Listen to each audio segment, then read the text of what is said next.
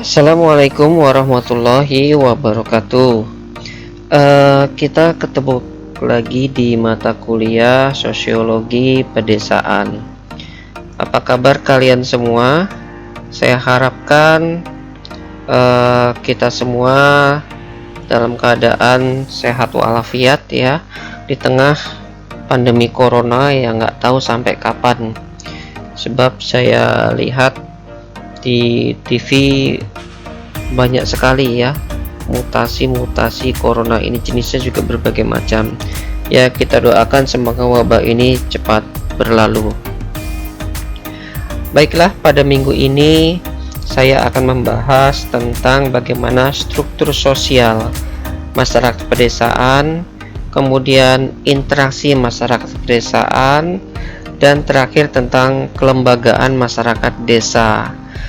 Jadi pokok bahasan yang akan kita bahas pada minggu ini adalah inti dari mata kuliah Sosiologi Pedesaan. Oke, kita mulai aja. Slide berikut akan kita bahas tentang bagaimana bentuk dari struktur fisik pemukiman di wilayah pedesaan. Ini diambil dari bukunya Paul H. Landis ya. Yang pertama yaitu The Farm Village Type ya. Tipe ini merupakan pola pemukiman penduduk yang mengumpul di mana di sekelilingnya terdapat lahan pertanian. Jadi di sini petani 1, 2, 3, 4 tuh ngumpul di sini ya, 5, 6 dan seterusnya. Tapi di sekelilingnya ini adalah lahan ya. Di sini para penduduknya terpusat pada suatu wilayah tertentu, di mana di sekitarnya adalah lahan tempat mereka melakukan cocok tanam. Tipologi desa seperti ini kebanyakan terdapat di daerah Asia Tenggara, yang tentu dengan sendirinya juga termasuk Indonesia. Dalam hal ini khususnya Pulau Jawa ya. Di sini tradisi sangat dipegang kuat oleh masyarakat, demikian pula gotong royong atas dasar solidaritasnya. Kemudian yang kedua adalah Nebulous Farm Village Type ya. Di sini merupakan penduduk yang bermukim bersama di suatu tempat dan sebagian lainnya menyebar di luar pemukiman bersama sawah ladangnya. Nah, pola yang ini umumnya terdapat di sebagian besar berdomisili di pusat desa ya.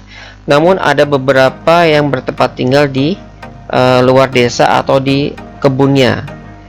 Nah, seperti halnya dengan tipologi yang pertama, tipologi ini kebanyakan kita temui di wilayah Asia Tenggara juga, yang termasuk di Indonesia.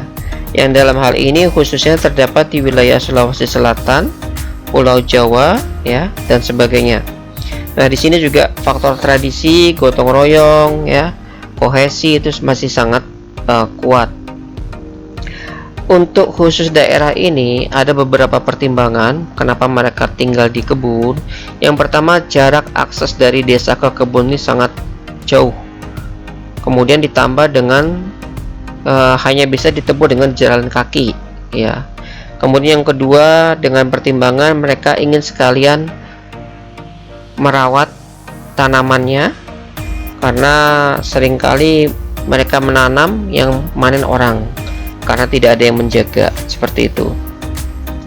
Nah, kemudian yang ketiga, Arrange Isolate Farm Type ya. Nah, di sini penduduk bermukim di sekitar jalan-jalan yang menghubungkan dengan perdagangan. Nah, jalan ya. Kalau tipologi di desa demikian ini kebanyakan di negara-negara barat. Itu menurut si Paul ya. Tapi saya rasa di Indonesia juga ada. Kalau di Indonesia ada, ini tipe yang ini terbagi menjadi dua lagi, yaitu di pesisir sungai dengan di pinggir jalan. Contoh di daerah-daerah Mahakam Hulu ya, justru banyak penduduk yang tinggal di kiri kanan pesisir Sungai Mahakam. Nah, kemudian di jalan darat juga ada, mereka tinggal sekaligus menjual hasil panennya di pinggir-pinggir jalan. Berikutnya yaitu Pure Isolate Farm Type ya. Nah, di sini penduduknya bermukim secara tersebar bersama sawah ladang mereka masing-masing.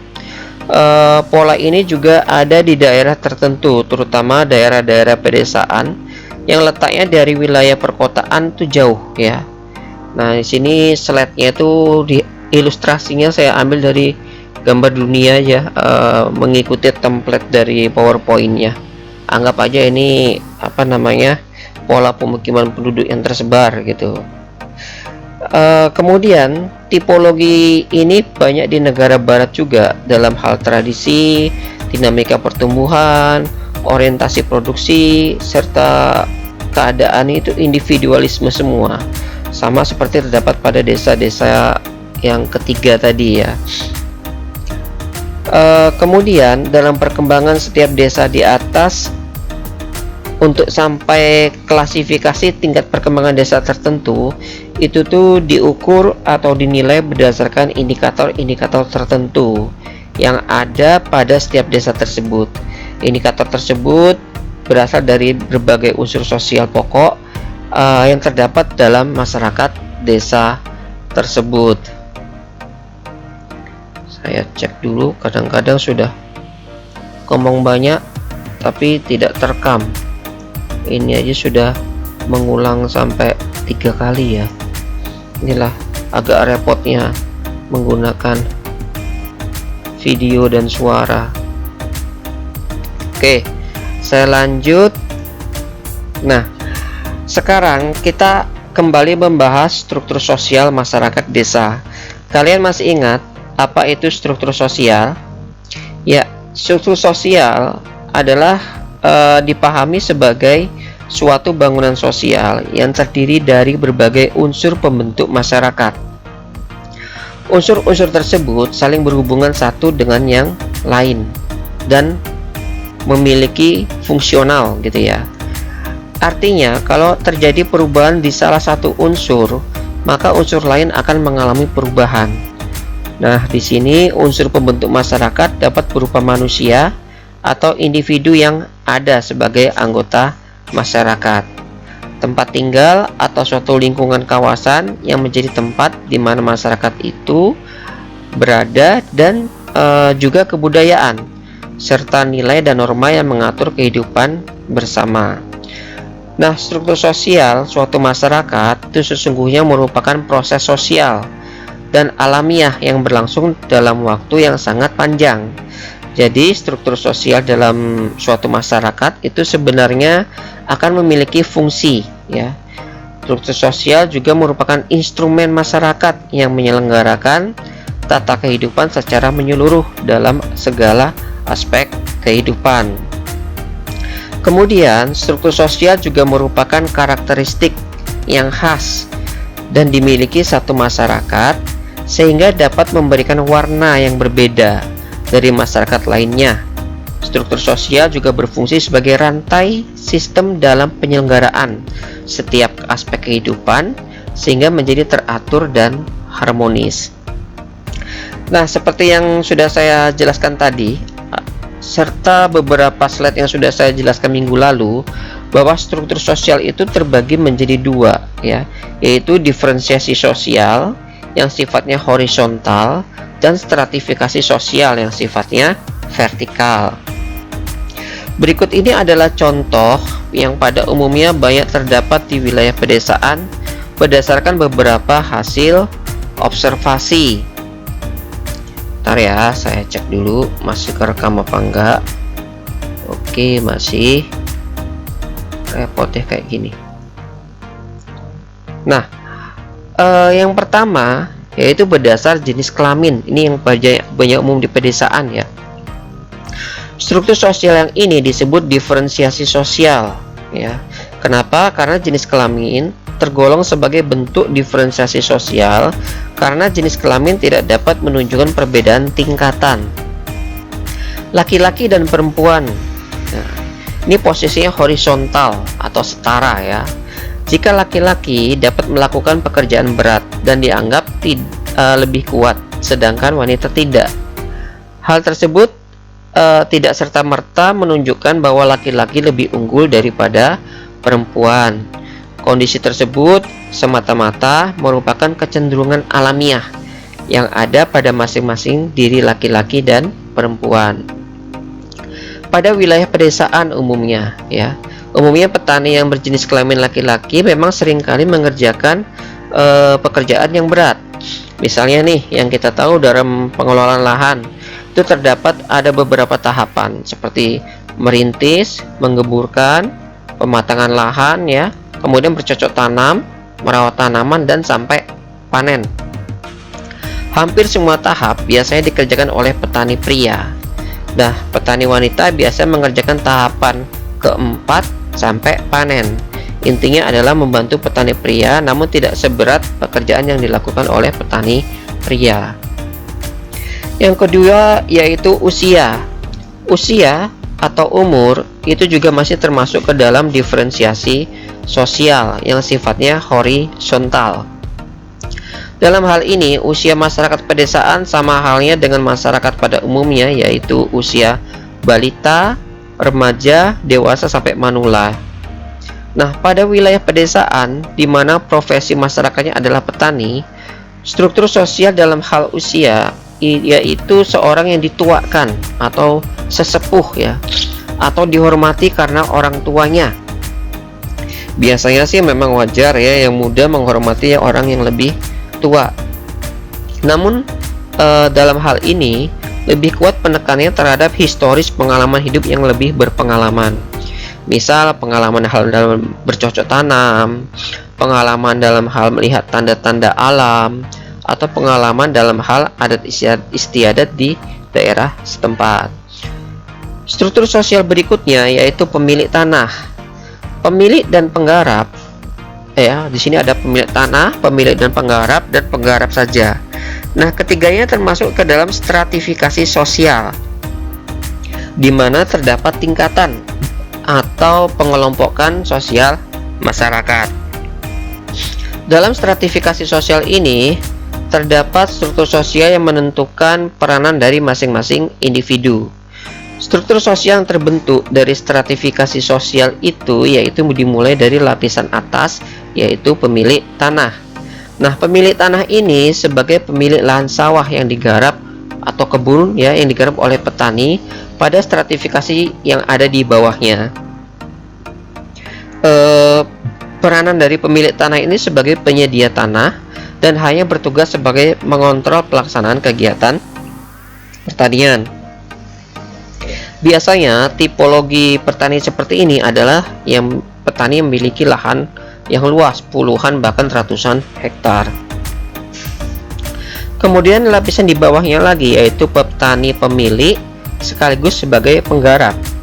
Nah, di sini biasanya tipologi petani seperti ini punya tanah yang tidak begitu luas paling setengah hektar atau 1 hektar. Dan karena hal itulah mereka harus berperan sebagai penggarap petani yang lain untuk memenuhi kebutuhan hidupnya. Kemudian stratifikasi sosial yang paling bawah dalam masyarakat petani yaitu petani penggarap atau yang biasa disebut dengan buruh tani. Buruh tani bekerja secara langsung sebagai pelaksana proses pertanian yang dimulai dari kegiatan mencangkul tanah agar tanah tersebut gembur dan siap ditanami tanaman. Kemudian melakukan proses penanaman tanaman pertanian, selanjutnya melakukan perawatan yang telah ditanam seperti yang melakukan pengairan, mencabuti rumput, pemberian pupuk, penyemprotan hama sampai panen. Struktur berikutnya yaitu knowledge atau pengetahuan. Ini juga masih masuk ke dalam stratifikasi di mana penggolongan masyarakat ke dalam tingkatan tertentu, di mana penggolongan yang dimaksud terjadi karena adanya pengetahuan yang mereka miliki. Di sini contoh seperti tokoh adat dia punya pengetahuan tentang adat istiadat dan budaya di daerah tersebut. Kemudian tokoh agama yang punya pengetahuan tentang ilmu keagamaan dan berperan menyampaikan pengetahuannya kepada masyarakat di sekitar desa tersebut. Kemudian guru juga di sini merupakan teladan juga yang punya pengetahuan tentang pendidikan, di mana berperan mereka mendidik anak-anak petani melalui sekolah-sekolah yang formal. Nah, yang terakhir yaitu masih masuk ke dalam stratifikasi sosial, yaitu pada sektor ekonomi. Nah, bidang ekonomi ini adalah bidang yang paling kentara dalam hal penentuan stratifikasi sosial. Pada bidang ekonomi, pada umumnya di desa, itu orang yang punya modal ekonomi kuat itu berada di tingkat stratifikasi paling atas ya. Misalnya punya tanah luas, keuangan yang kuat, saprodi yang lengkap, dan banyak dibutuhkan oleh petani yang lain. Selanjutnya tengkulak ya. Tengkulak hampir sama dengan yang saya sebutkan di atas, yaitu pemilik modal ya. Kenapa? Karena dalam hal ini secara tidak langsung tengkulak dengan petani akan terjalin hubungan saling membutuhkan ya, terutama petani-petani sebagai penggarap. Kadang-kadang petani sebagai penggarap lahannya itu sudah mau panen tapi belum panen, sudah ditaksir oleh tengkulak. Ini saya bayar sekian, mau nggak sekarang gitu ya, dengan syarat si petani tersebut berjanji akan menjual kepada tengkulak yang sudah membayarnya. Nah, ini banyak sekali ya hubungan-hubungan antara petani dan tengkulak. Itu kalian bisa searching nanti. Oke, saya cek lagi dulu. Ini tiap menit harus dicek, ini kacau. Oh, masih aman kayaknya. Masih status record.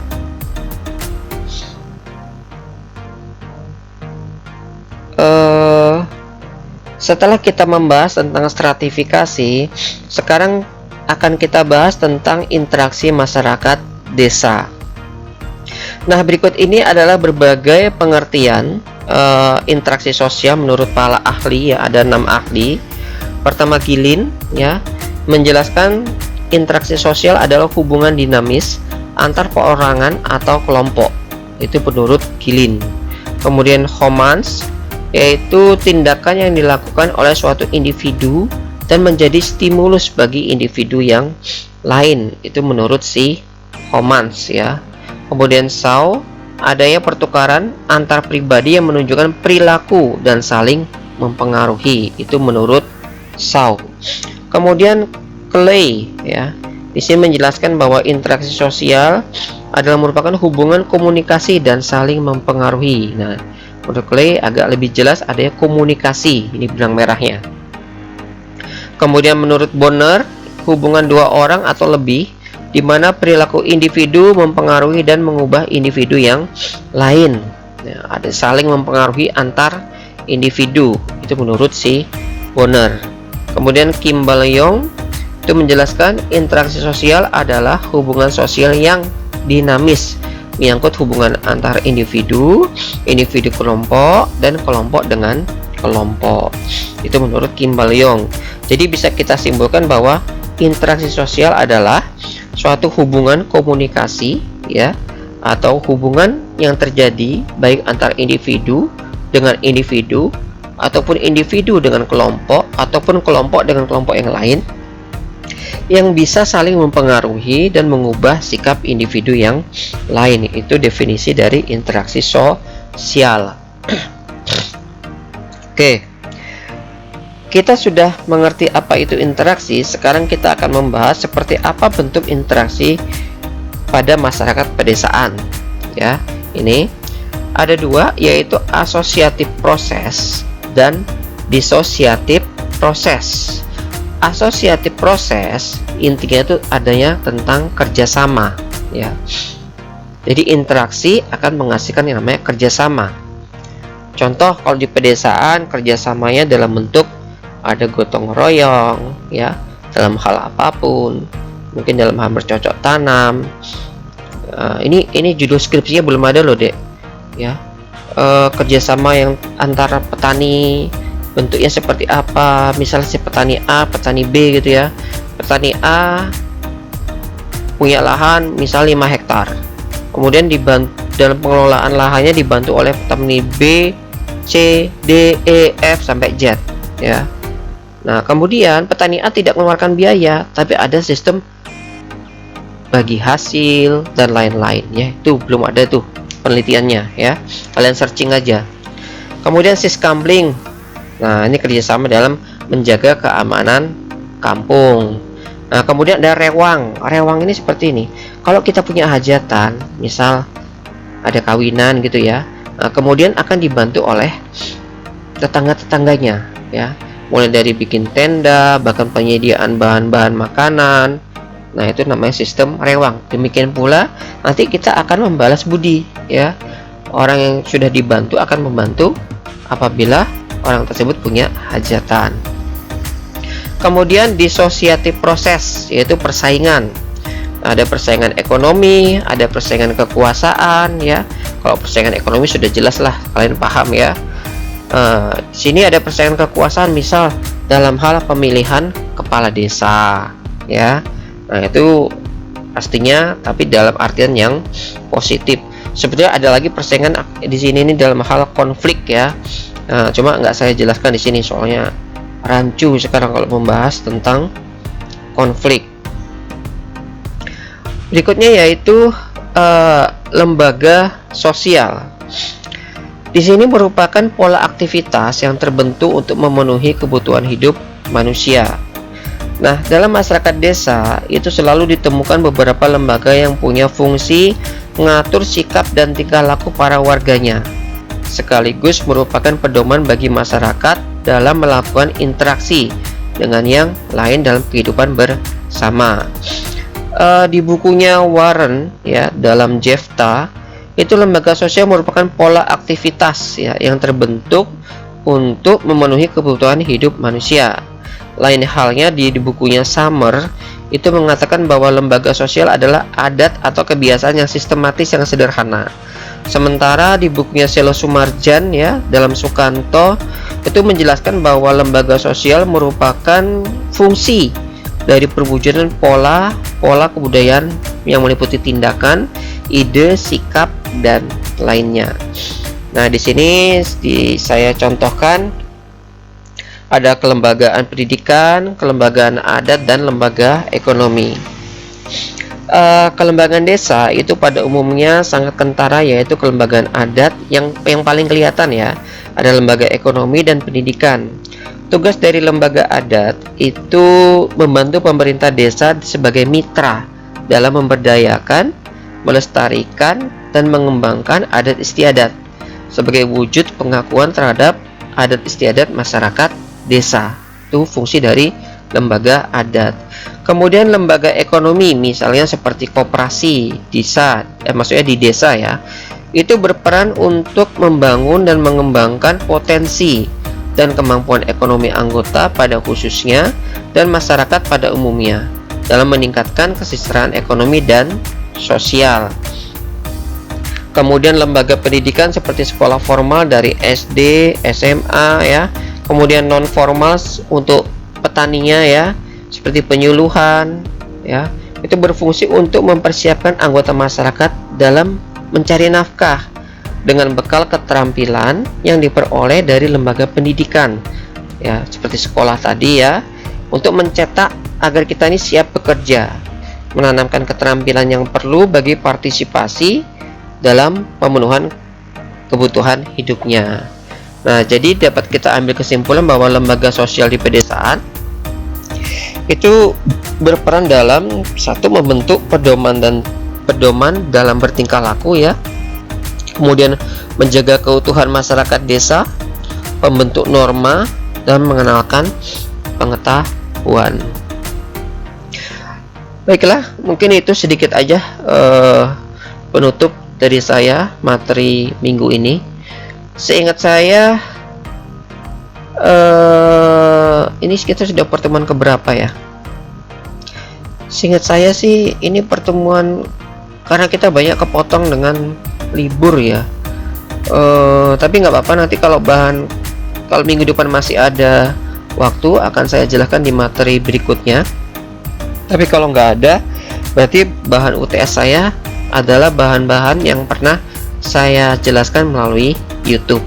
Ingat ya, UTS sifatnya open book, artinya bisa diakses kembali dari link-link yang pernah saya berikan. Makanya ingat di subscribe supaya bisa kelihatan link tersebut, atau dibuka melalui mouse juga bisa. Terutama diperhatikan ya, enaknya di YouTube itu bisa diulang-ulang. Kadang-kadang yang saya kehendaki jawabannya adalah yang saya jelaskan secara lisan. bukan berarti melihat Google lagi, mencari di YouTube lagi. Ya, nggak seperti itu. Oke, jelas-jelas ya. Untuk kegiatan praktikum nanti akan saya infokan lagi. Akhir kata, wassalamualaikum warahmatullahi wabarakatuh. Terima kasih.